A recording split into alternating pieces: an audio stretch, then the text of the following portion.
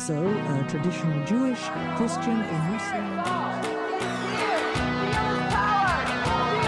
To understand atheist and agnostic. Hello, Preston. Hi, Katie. Wicca Wicca. I've been saving that joke. It makes a good episode name. No, because there's no context. Okay, fine. I don't know. I was thinking it wouldn't be a good name because it would just say Wicca Wicca and people wouldn't get the Wicca Wicca. Yeah, it does need a little bit of a graphic assistance. Yeah. Anyway. So that's what we're talking about today on the Holy Watermelon Podcast. Is Wicca, not DJing. Witchcraft and paganism. Well, mostly witchcraft. They're not the exact same thing. Well, we'll get into that. We have some progressively spookier episodes heading into Halloween. But much like Satanism, most of these aren't actually spooky once you know what they're about.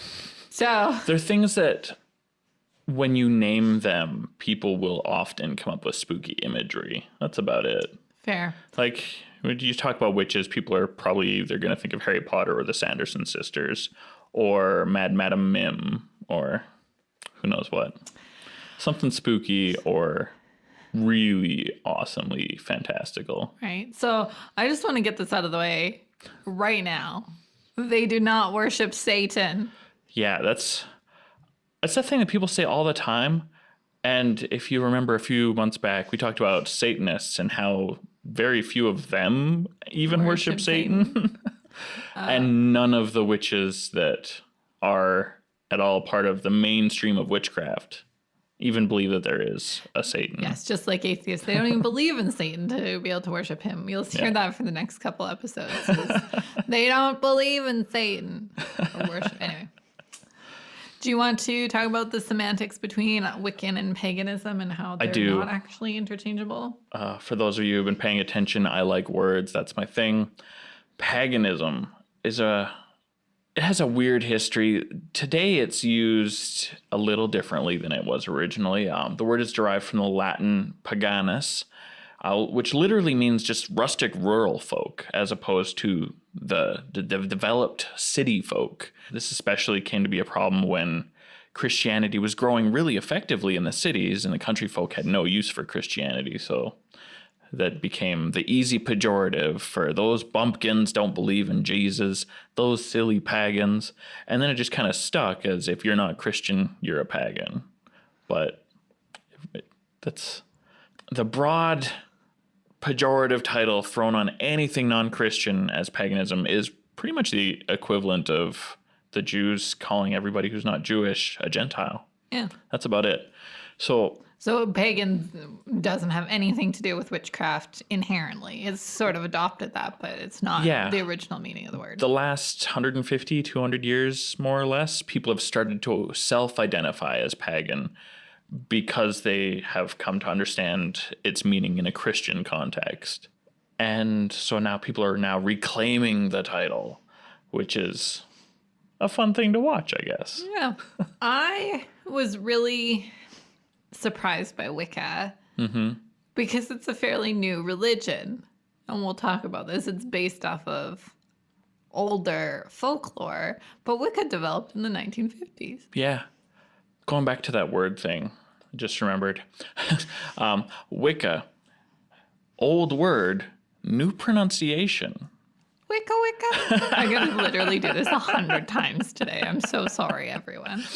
So that double C, for some reason, Old English has a couple of things that we see in common with good old Italian, where it'll make a ch sound in most scenarios. And so Wicca, as it's commonly pronounced today, the spelling gives us something a little bit more familiar sounding of the witches. Are you the Witcher? The Witcher was a good show. I was going to say, I bet that ties into this somehow that I didn't research. I don't know enough about The Witcher. I don't either. I enjoyed the TV show. I don't know any of the lore beyond the TV show. I know so I can't would make any enjoy the informed TV comment. show, if you know what I mean. Right? Henry's a handsome man. Oh, Henry Cavill. We're we can't go down that road right now. So yes, the founder, I guess, of modern day Wicca is a gentleman by the name of Gerald Gardner, and he started forming the religion in the 30s to 50s. Yeah, he put a lot of study and thought into organizing this religion. It's the only fully formed religion to actually have originated in England. So maybe it's more English to be Wiccan than to be Anglican. Oh. Since like Anglican, that. of course, is just Catholic light sans Pope. Right. I actually think that's really interesting in that J.R.R. Tolkien really wanted to create that's what he wanted to do with Lord of the Rings, was create this truly English creation myth. But I think And he did a great job. He did. And I'm sure there's some para-religion based off Lord of the Rings. Probably. But it's interesting that Gardner was really successful in basing it in stories from the Middle Ages and, centuries of witchcraft. Mm-hmm. He was a great anthropologist, and he really knew what he was talking about when he put this together, reviving some old traditions.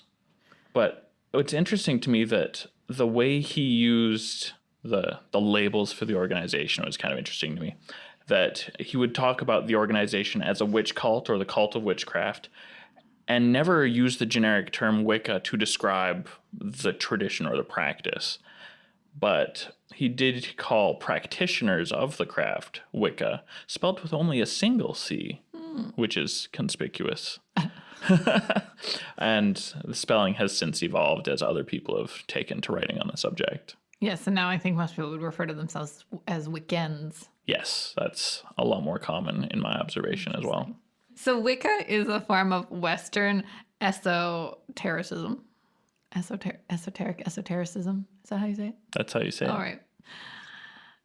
Which is a mouthful, A. And then also a terrible definition. So basically the Western part means it was developed in out of the West. So England. But esotericism is a lot harder to define. Yeah, there's a variety of definitions, and I mean, they kind of work together, but they don't all actually mean the same thing. It's kind of interesting. I found 3 different almost definitions of esotericism. So the first one says the matter of a secret internal tradition entrusted to a selected group. Fairly straightforward. Yeah, I mean, that's kind of any religion.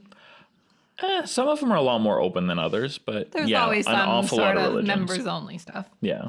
A tradition of an the second one is a tradition of an enchanted worldview opposed by increasing disenchantment in the surrounding world. Look at all this science and people saying, oh, the world is so easy to explain. And then it's like, actually, no, the world is actually awesome and a little mysterious. I'm on board with that. I like it. I don't disagree with it either.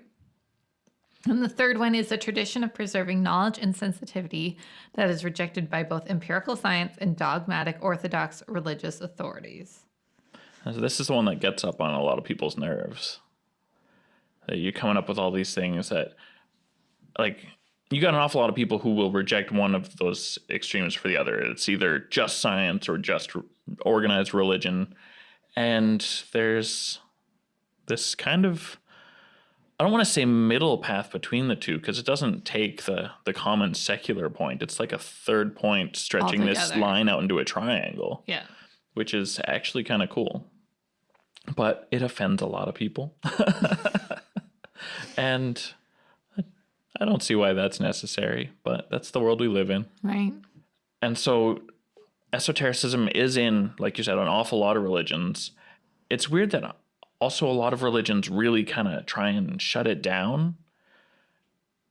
Especially what you see in mainstream Christianity. They're really not terribly friendly with esotericism. I feel like, and correct me if I'm wrong, that it's like, it's because it's embracing that you can't explain it, where the entire point of Christianity is to be able to say, no, this is true.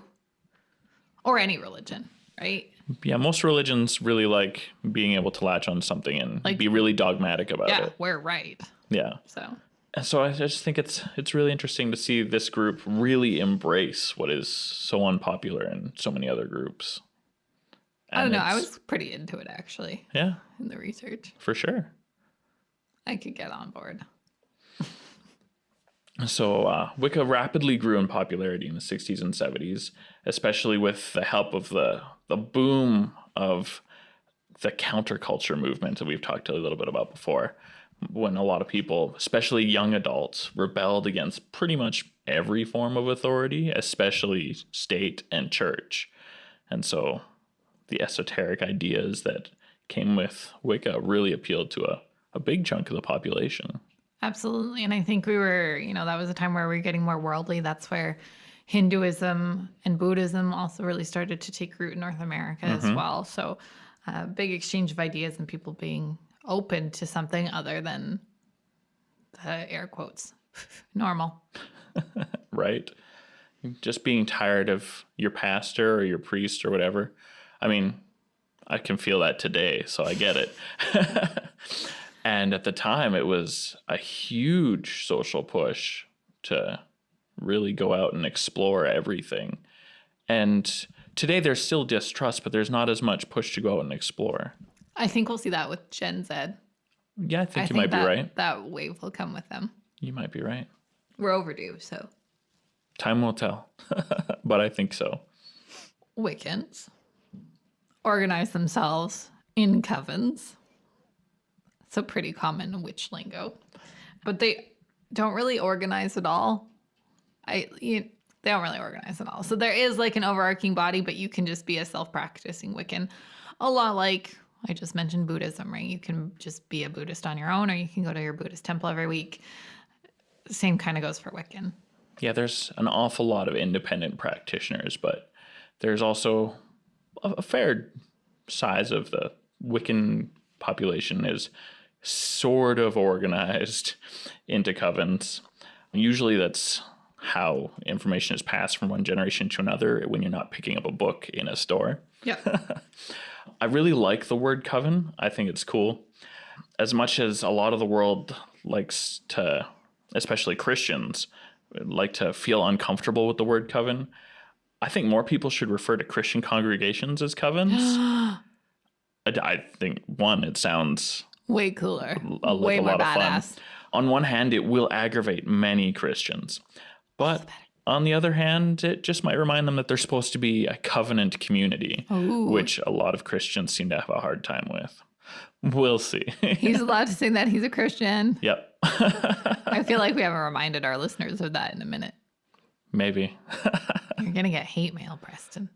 I remember when we first started this, I was asking for hate mail all the time, and we still haven't gotten any. I mean, I'm really impressed. When we do our first year anniversary episode, I think we'll talk about that. I'm really happy, actually, that we haven't. Anyway. It's almost like our audience is actually clever and enlightened and understands what we're saying. I love it. It's awesome. So as I mentioned earlier, Wicca, although a new religion, is based off of older English folklore witchcraft, modern shamanic magic, and it has ancient symbols that might look a little scary, like the pentagram, which has also been adopted by the Freemasons and others. Yeah, it's a cool symbol. The symbol of the pentacle is certainly not exclusive to witchcraft or the Freemasons, as you mentioned. In the same way, the five-pointed star is used in Christianity to denote divine light as the source of life and power given to mankind, and used directly connected to Jesus in the New Testament. The pentacle is a symbol of power to Wiccans. Each of the 5 points stands for one of the four elements, or the four material states, and the fifth is spirit or ether, being the power to bind the others into something useful. And while it's like semantics, their pentacle is the correct way up, and a satanic pentacle is the opposite. Yeah, pretty much. If you see someone wearing a pentacle, they're not a devil worshiper at all. But you can now identify if they're Wiccan or a Satanist. Yeah. So Something practical that you can take out with you into the streets. Right? Just when you see someone wearing a pentacle, point at them and shout at them what they are. Wiccan! Satanist! I spy with my little eye. Satan. Something that worships Satan. Or doesn't, Wow. which is more likely the case. So we've talked about the history of Wicca. What the heck do these witches even believe in, besides a little bit of magic, or a lot of magic? Well, Definitely need to restate, not Satan.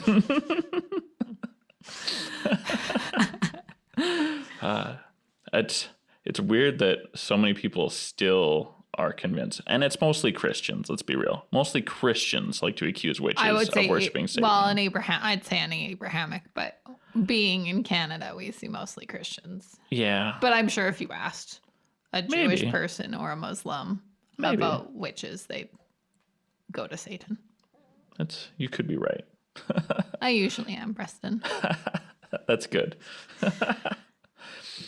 Witch is a gender neutral term, and can apply to men or women. That's what that means. That's what gender, yep, very good. But warlock, which is usually thrown around just at dudes, is considered derogatory. It's kind of rude because the word itself actually means oath breaker, or sometimes a liar, but really more truthfully, it's an oath breaker, somebody who's actually betrayed a trust. So yes, boy witches are witches and girl witches are witches. They're witches. Easy. Non-binary witches are witches. Right. Very easy. Yeah. It's one label. Love For so many people who have such a hard time with these extra labels and how do we handle them, now it's so easy. There's just Witch. one. So theologically, Wicca is primarily a duotheistic religion. Now there are people who believe in a more polytheistic pantheon or a monotheistic pantheon. Your mileage may vary. Yes, but generally the majority of Wiccans have a duotheistic pantheon. Yeah. I don't know if that's the best word.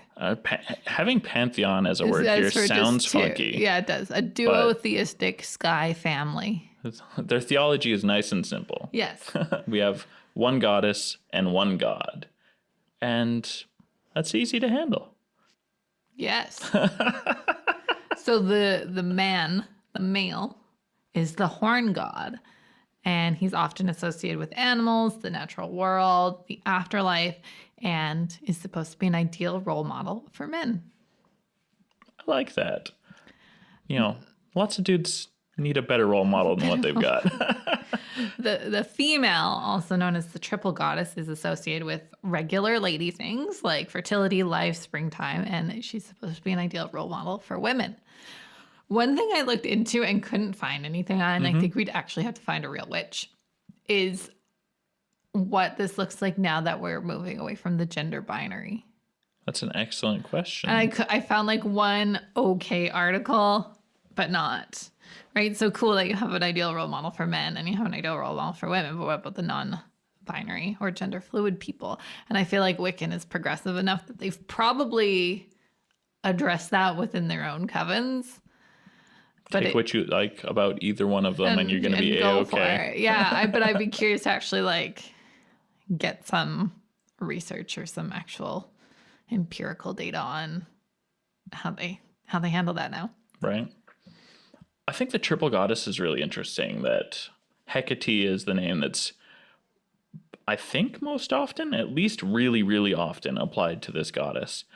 But she is revered in three forms, as the maid, the mother, and the crone. A young woman, a middle-ish aged woman, and an old woman, to kind of appeal to each All of of the us. three stages of life. And yeah, it's definitely not just for women, which is pretty cool. Yeah. As I mentioned, just like any other religion, there's lots of denominations. In Wicca, they're called traditions as opposed to denominations. And they vary on what their duotheistic god and goddess look like. There's also variations. So the oak king instead of the horned king. horned god, and a moon goddess instead of the triple goddess. I think it's really cool the emblem that's used for them, or well, specifically the emblem that is used for the horned god is a full circle and a crescent, like a crescent moon, turned upwards right on top of the circle to look kind of like horns. Yeah. And then the symbol for the triple goddess is that exact same symbol turned 90 degrees and bring that crescent over to the opposite side where it is. So you've got three in a line, crescent, whole circle, crescent. And it's nice and simple and yet so easily recognizable. It's kind of cool. It's great. Gardner also spoke of a god beyond the primary duo, whom he called the prime mover and the supreme god, who was too complex for the human mind. Easy enough idea to get a hold of. A lot of religions talk about this. Agnostic, sort of, yeah. And so some Wiccans see the supreme god as panentheistic, and therefore the god and goddess are just aspects of that supreme god. Some others see him as a prime mover in a more deistic way, that he created the lesser gods and then just kind of left his creation indefinitely. And there's loads of diversity in between. Like Christians, there's just so many different ways you can interpret the ideas that are going around. And unfortunately, there are a few too many Wiccans who are, like Christians, too happy to tell others that they aren't real Wiccans when they believe something slightly different. It's not as much of a problem as it is in Christianity, but it's a thing that happens. Because I feel like covens are few and far between. They're not huge parts of the population. No. We'll talk about this more when we get into the actual practices that happen in Wicca. But magic plays a huge role in Wicca. But it is not believed to be supernatural, which is why this point is in our belief section. So it's considered a force of nature. So you're just wielding it like we control the wind or the water or fire. They use magic. Yeah, it's a complicated but natural thing. I mean, we didn't understand the formula for how to describe gravity for a long time, but we're there now, and then we're still questioning it. There's and loads I'm still stuck in this chair. You're not stuck. I mean, you have chosen to sit down. You are not tied down. You are not glued down. I know, but I don't get a float or fly or anything cool. This is true. I really like the Wiccan reed. I've heard it a few times and variations on it over the years as I've had dealings with a couple of Wiccas here in the city. And the Wiccan reed, or advice, states, "If it harms none, do what you will." Kind of easy, solid, kind of akin to the golden rule, but that's not like quite mine. exactly the same. As long as you're not hurting anyone else, do what you want. Yeah. That's my motto. Yeah. Yes. So this comes up more with the practice of magic is, black magic inevitably comes up. And if you believe in magic and what it can do, then, obviously it can cause harm just like it could cause good. So that's where this comes into, do unto others as you would have them do unto you. If you can perform magic, then make sure you do good stuff. I had a note somewhere. Now I got to find it. Maybe I didn't write it down. But basically it said that whatever you do with magic will come back at you threefold. Yeah, you got that here in the notes somewhere. I don't see it, but I won't scroll through everything so that we don't lose our spot. But basically, yeah, that's what it says. That whatever you do with your magic will come back at you threefold. So basically do good stuff. Yeah. And it's kind of interesting that people like to talk about black magic versus white magic, as you had kind of mentioned. And some witches will talk about a distinction there, or the left-hand path versus the right-hand path. But more and more we're seeing that that's less of a popular way to look at magic now, which is kind of interesting. Funnily enough, I think we'll talk more about black magic next episode. Spoilers! Right. Or teasers. Attached to a very different magical philosophy. Very different. For Equally spooky. more spooky. Actually, more spooky. Right? For sure, more spooky. Yeah, no, from my research, I'm already spooked. For the vast majority of witches, the shedding of blood is abominable, and animal sacrifices are outright forbidden. Dropping rat tails and frog's eyes into a potion is absolute nonsense. Sorry to disappoint. You're nonsense. I thought the idea of afterlife was really interesting that the Wiccans, or well, not all Wiccans, but an awful lot of Wiccans believe in. That there is an immortal spirit that lingers after death, and that an awful lot of witches hold the simple belief that if you focus on making the best of this life, it should probably have a positive effect on the next life. But otherwise, specific doctrines of an afterlife don't tend to hold much importance and can vary greatly from one group to another. There's really no consensus on what constitutes a spirit or a soul, even. So it's kind of an interesting thing. But Gardner did believe in reincarnation, which is interesting. We don't see a whole lot of new religions talking about reincarnation, but this is one of them. And he taught that witches would come back as witches again, as opposed to any lesser or, well, actually, based in the model that we have from Gardner, there is no greater state to come back than as a witch. But they wouldn't come back as a lesser thing at all. And this would be after an indefinite rest in what he called the Summerland. You could be resting in the Summerland for a short time, long time, who knows. But it would be pleasant, and that's kind of nice. Summerland does have a nice ring to it. Right. And this belief is not adopted by all Wiccans, but it is by those people who really stick to Gardner's doctrine. And there's also variance on the nature of the life cycle, what it means to have a reincarnation cycle. Some of them do adopt an idea similar to what we saw in Hinduism. Others vary a little bit more. Yeah, and I saw in some of the articles I read that they do have this idea of karma similar to what we see in Hinduism. So what's it like being a witch? I don't know. You're asking the wrong person. I was trying to segue into our next section, but thanks. So day-to-day practices of witches. They don't have a religious book. Gardner wrote a book of shadows, which is part religious text, part notebook, part how to do magic rituals. And so that's revered in some groups or some covens, I guess. Some witches will make their own book of shadows, or also known as a grimoire, or you can have a grimoire passed down to you. So that's pretty standard to have something that dictates different magical rituals. It just depends on whose you have and where you got it from.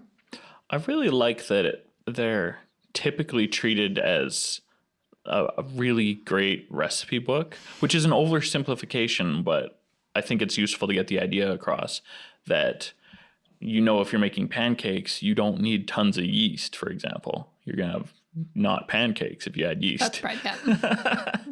And so these grimoires are part of them is that you are taking notes on what has been working for spells and what has not.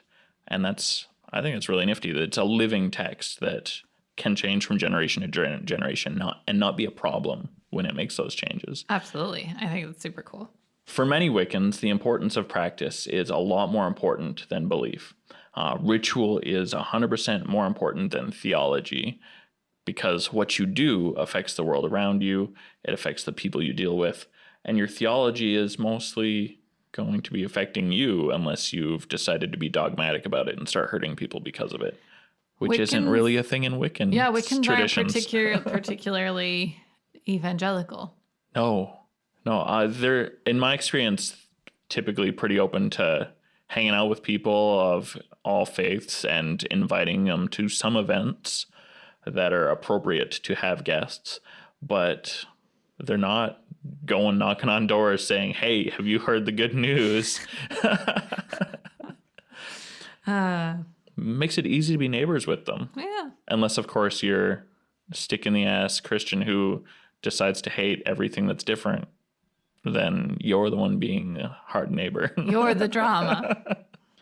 It's actually really interesting. I noted in my studies that many Wiccans are actually reluctant to accept a belief in magic. And it doesn't help that there's one single definition of magic, that it varies from one school to the next. But even these doubting Wiccans all value the power of participation in a ritual that brings about a powerful religious experience.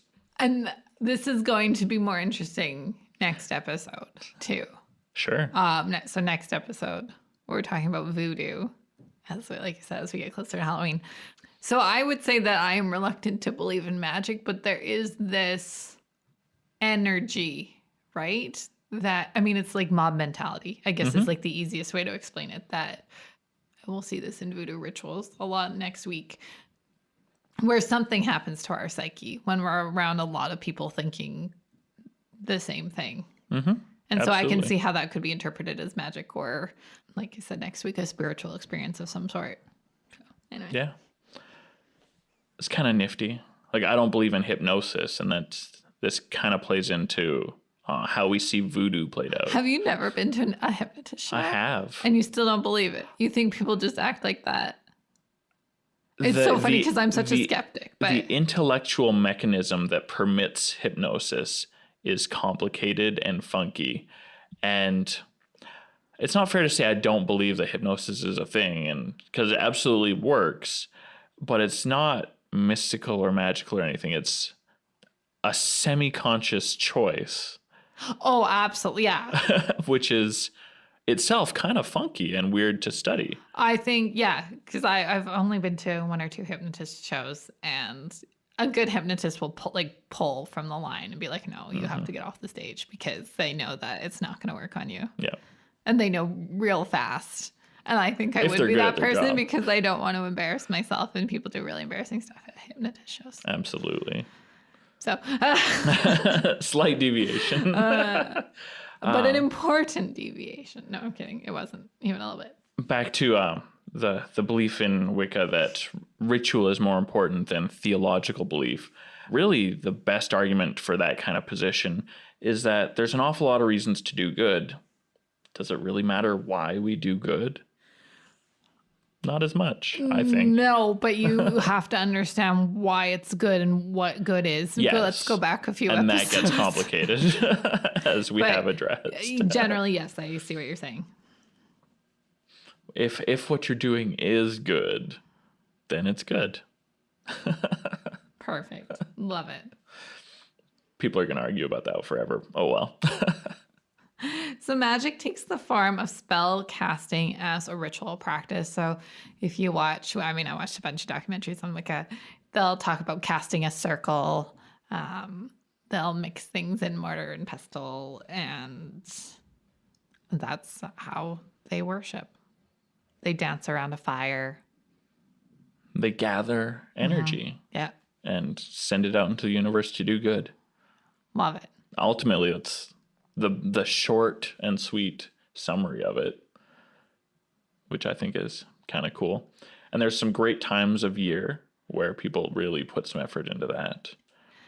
Yeah, so Wiccan celebrations or holidays are called Sabbats, which sounds kind of similar to Shabbat.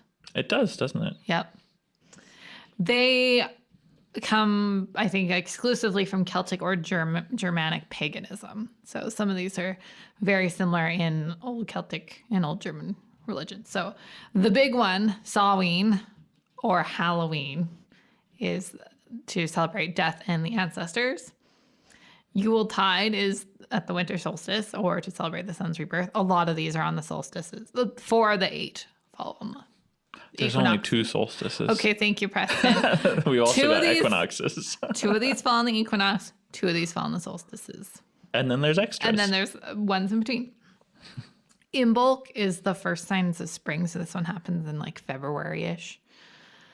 Ostara is the vernal equinox. And I think we touched on this in a previous episode. That sounds a hell of a lot like the word Easter. Sure does. So here's your pagan origin for Easter, everyone. Beltane is May Day.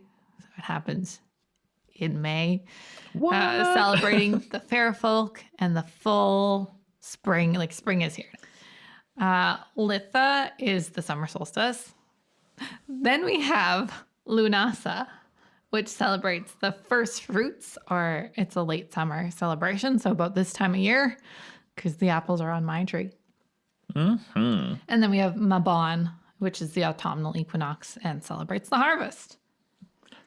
So that is their holiday celebrations, but they have a lot of other rituals and practices.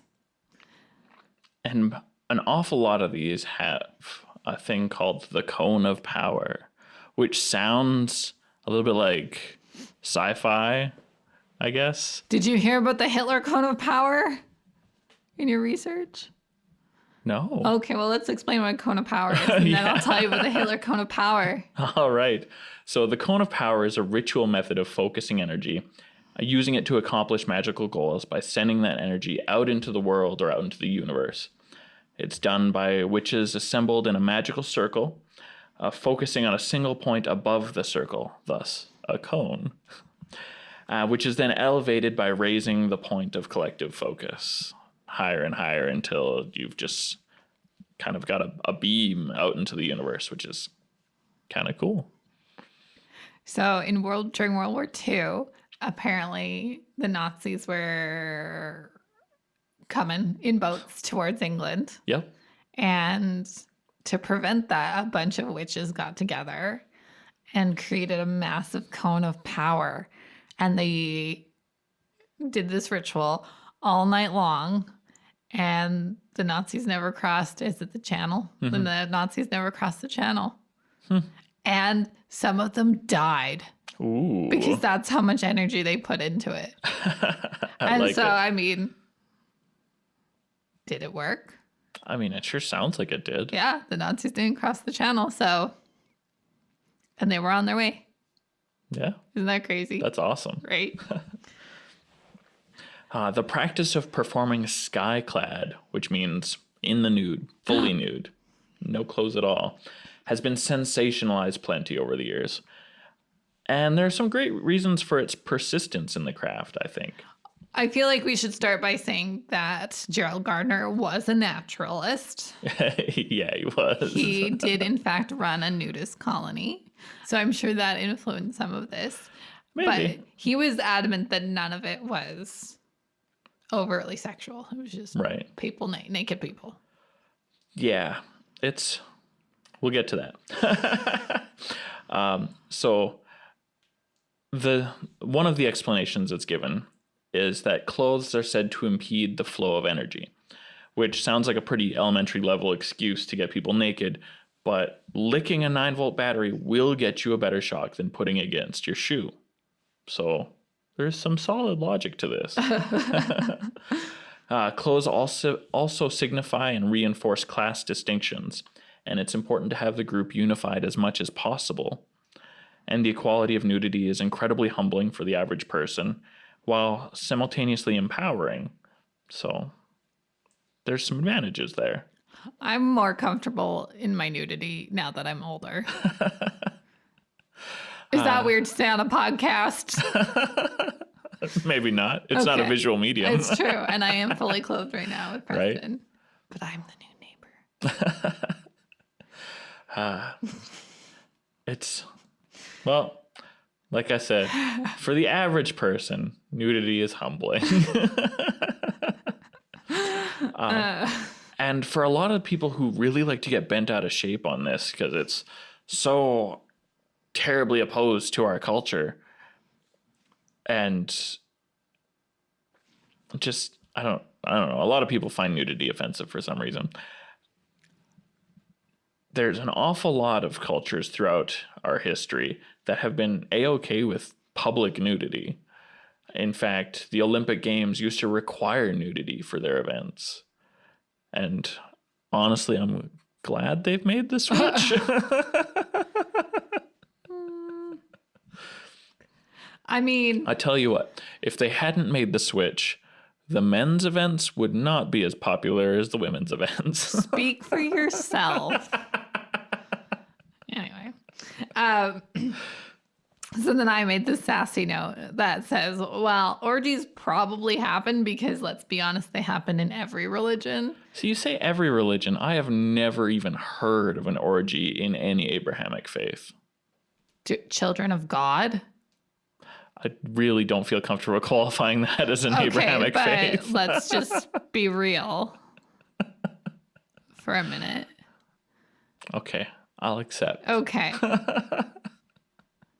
Orgies happen, but a lot of people think for some reason that orgies are a foundational piece of Wicca, and it's not. Not even a little bit. And the other, because I knew you were going to come back with this. I've never been invited to an orgy. And at this point, I don't think it's going to happen. After this episode, knowing your interest, you might be surprised. I watched a documentary on the Vatican and the sex abuse in the Vatican, and a reporter went undercover and he ended up at a gay priest orgy. So I wanted my rebuttal. I was just about to be like, suck my dick, but that is just like extra inappropriate for the context. So yes, orgies happen in every religion. Okay, I want to qualify this a little bit.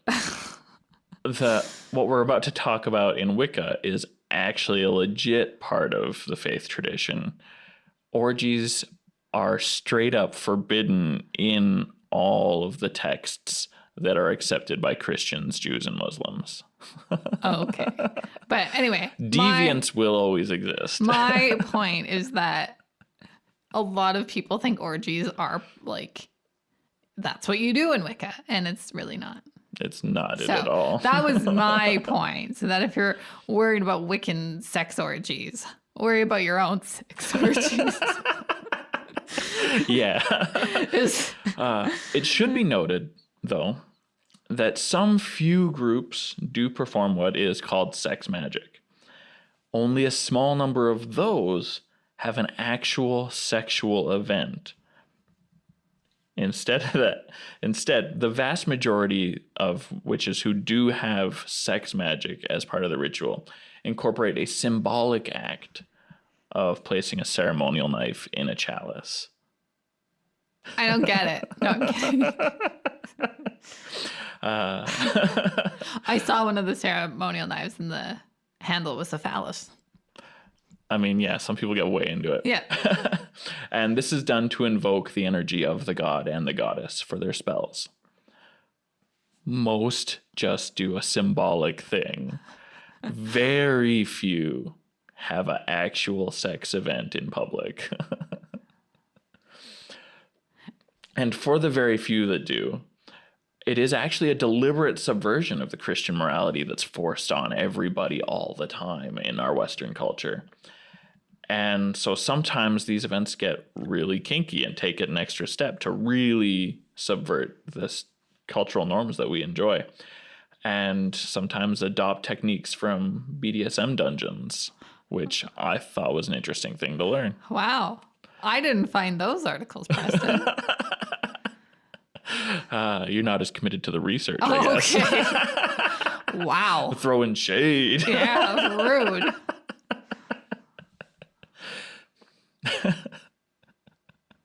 Preston's a pervert. Okay, sure. Whatever. I find things because I research things.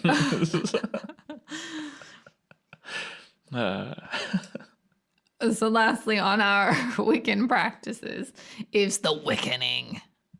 Which sounds... I mean, when you say it like that, it sounds so much scarier than it is. It's like a christening. Mm-hmm. You call upon the god and the goddess to protect your child throughout their lives.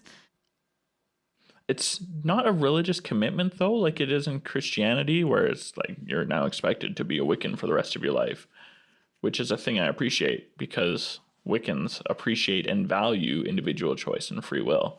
It's just here's some protection for a while. Yeah. I like that. I do too.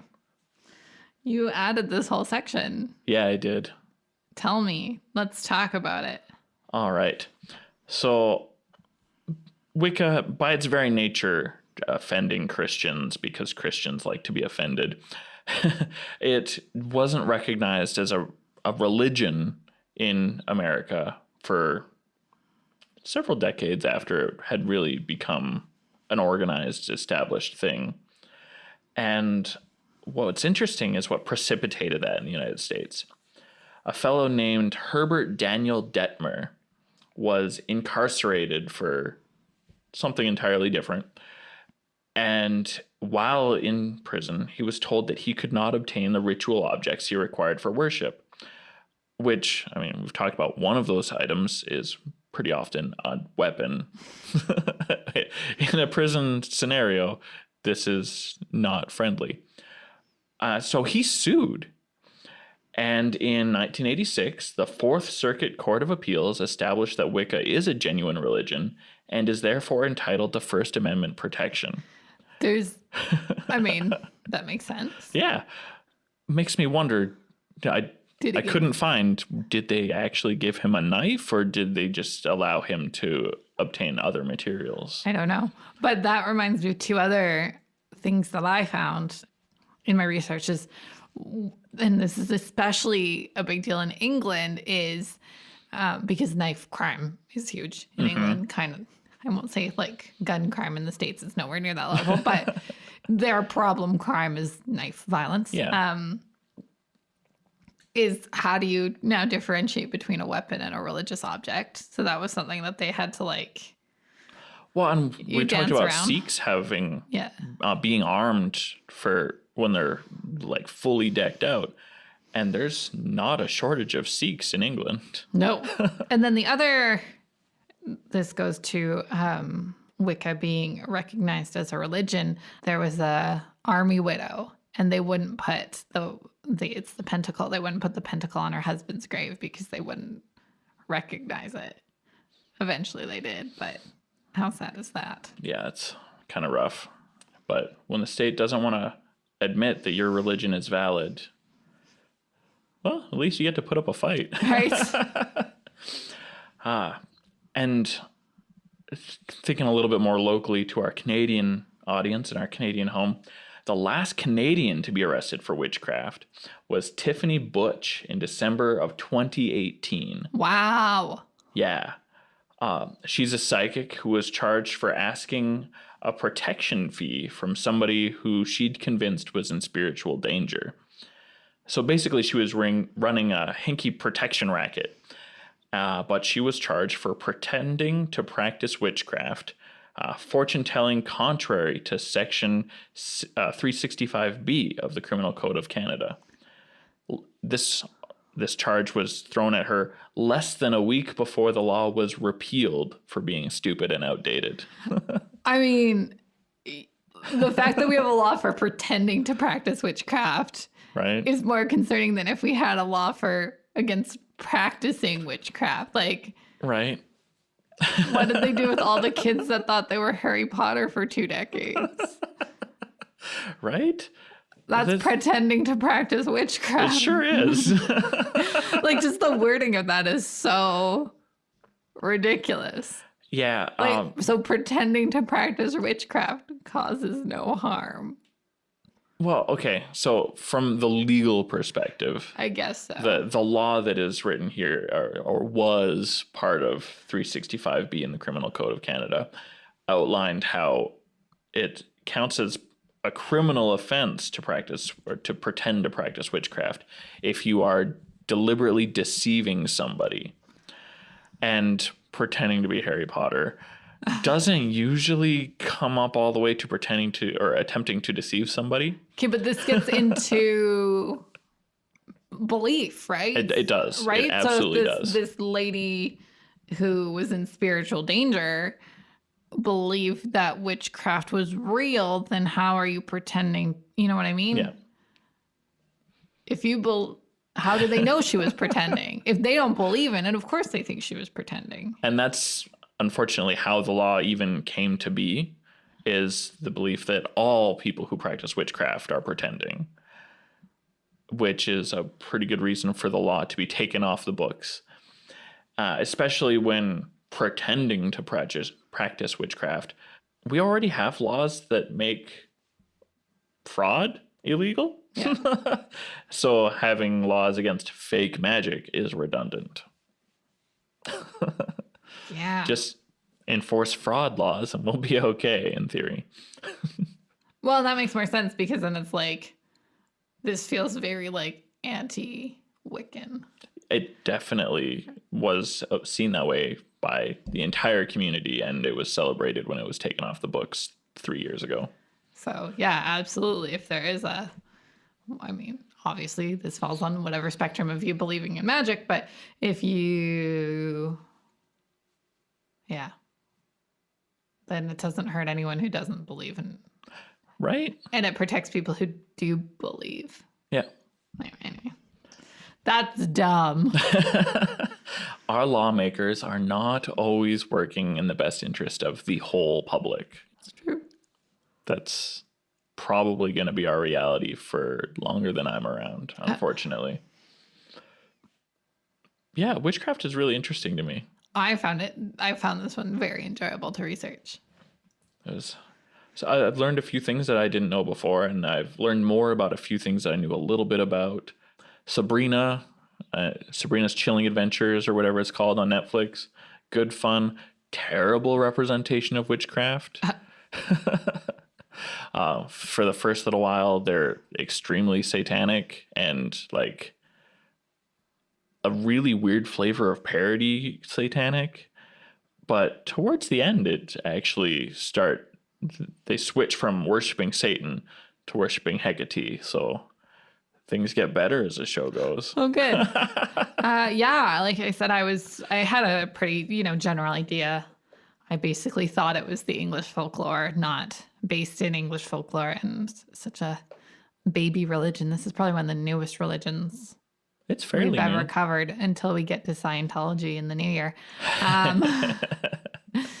Though they're probably about the same age, actually, that I say that. So yeah, I was surprised by how young it was. But I think they're sort of foundational.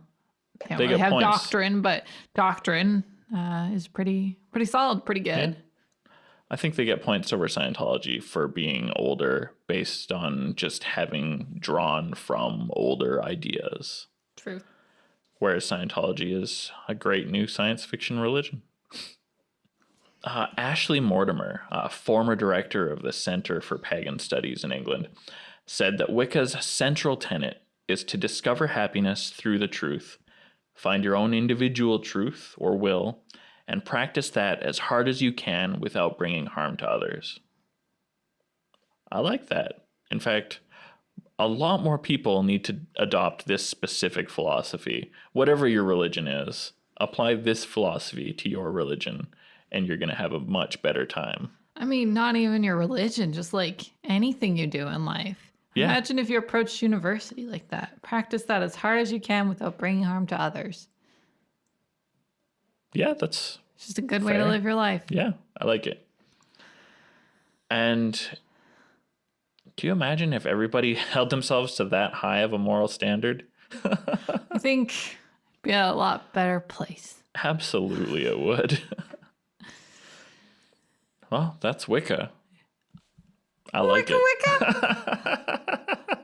We might call this episode Wicca Wicca. Don't forget, check us out on Facebook, Instagram, Discord. Yes. Discord and Patreon. We have great conversations on our Discord. Lots of laughs. Great meme sharing. Patreon, we have bonus episodes and early release, and we have some really cool bonus episodes coming up. Yeah, we do. And we're having some good fun with those. Yeah, we're having some great fun. So check out our Patreon for that and to help keep us going with some support. And if you don't like a subscription and want to still support the podcast, check out our Spreadshirt. It is our merch store, spreadshirt.com/holywatermelon, and get some exclusive Holy Watermelon merch. Yeah. So much fun. I think so. Thanks for joining us, everybody. Peace be with you. By the late Middle Ages, the Christian prophecy had fulfilled itself.